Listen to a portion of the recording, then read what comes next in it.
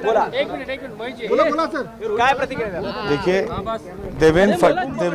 देवेंद्र फडणवीस साहब महाराष्ट्र के एकमात्र ज्येष्ठ नहीं सर्वश्रेष्ठ नेता भी हैं, जिन्होंने पूरे 5 साल महाराष्ट्र में ईमानदारी की सरकार चलाई। और आपने देखा होगा कभी भी 5 साल 14 से लेकर 19 तक एडमिनिस्ट्रेशन में ऐसा कभी भी लैप्स नहीं आया।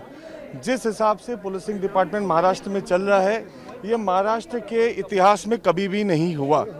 मेरा ये स्पष्ट है कि जिस हिसाब से आज देवेंद्र जी को नोटिस सम्मन भेजे गए, ये बहुत ही एक शर्मिंदगी की बात है कि इतने सीनियर लीडर ने, जो एक विसल ब्लोअर था, जिन्होंने एक पुलिसिंग डिपार्टमेंट का पर्दाफाश किया, और उनको आप सम्मन भेज रहे हो। और आज जिस हिसाब से सरकार ने देखा कि लोगों में आक्रोश है, 12 करोड़ महाराष्ट्र लोगों में, देवेंद्र फडणवीस पूरे महाराष्ट्र के एकमात्र लीडर हैं जिनके साथ पूरा महाराष्ट्र, भारतीय जनता पार्टी नहीं, पूरे महाराष्ट्र के लोग खड़े हैं। दूसरा, हमने देखा कि महाराष्ट्र में गुनाह तय नहीं है, लेकिन गुनहगार तय हो चुके हैं। गुनहगार तय मैं, मोहित कंबोज, नारायण राणे साहब, नितेश राणे जी, आशीष शेलार, प्रवीण दरेकर, प्रसाद लाड, ये गुनहगार हैं सरकार के। अब इन पे गुनाह ढूंढा जा रहा है कि क्या गुनाह इन पे डाला जाए। हमने देखा किस हिसाब से अभी पिछले न्यूज़ आ रही है कि कैसे भी इनको अटक की जाए, इन पे झूठे केसेस फैब्रिकेट किए जाएं। आज भी नितेश राणे साहब के ऊपर, नीलेश राणे साहब के ऊपर जिस हिसाब से FIR दर्ज हुई, मैं प्रश्न पूछना चाहूँगा, नवाब मलिक के अरेस्ट होने के बाद मुस्लिम कार्ड किसने खेला, मुस्लिम लीडर के ऊपर अटैक हुआ, ये बात किसने कही? क्या उनके ऊपर FIR दर्ज होगी? उनके ट्विटर के ऊपर भी है कि मुस्लिम होने के कारण नवाब मलिक के ऊपर FIR दर्ज की गई। क्या उनके ऊपर अभी एक कानून ने जो आज FIR दर्ज की 1993 ब्लास्ट के आरोपियों के, दाऊद इब्राहिम के साथ जिसके संपर्क थे, टेरर फंडिंग थी, उसको आज जाति का नाम देने वाले के ऊपर क्या FIR दर्ज होगी? मेरा ये प्रश्न मुंबई की पुलिस के साथ है।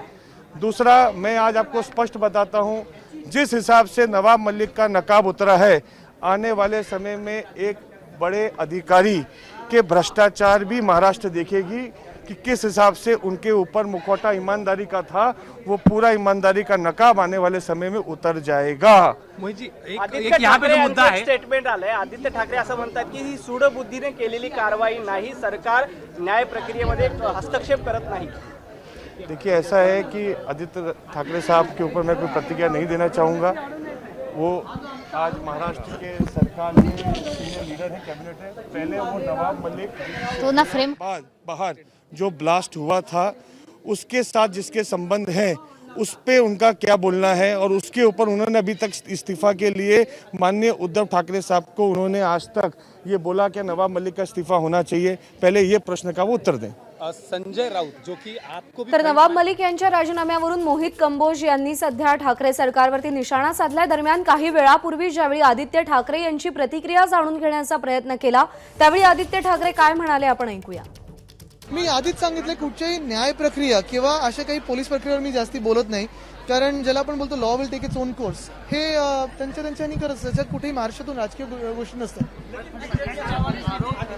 बीजेपी की आदत है आरोप करना, उस पे हम जवाब नहीं देते, हम काम करते रहते हैं। मला वाटतं आपण बघितलं असेल, आम्ही कुठच्याही यंत्रणेला प्रचार यंत्रणा म्हणून वापरत नाही, जसं केंद्र सरकारकडून होतं। जे काही न्याय प्रक्रिया असते ती आम्ही पुढे नेत असतो, त्याच्यात मी त्याच्यावर कुठचं बाकीचं वक्तव्य करणार नाही। ABP माझा, उघडा डोळे बघा नीट।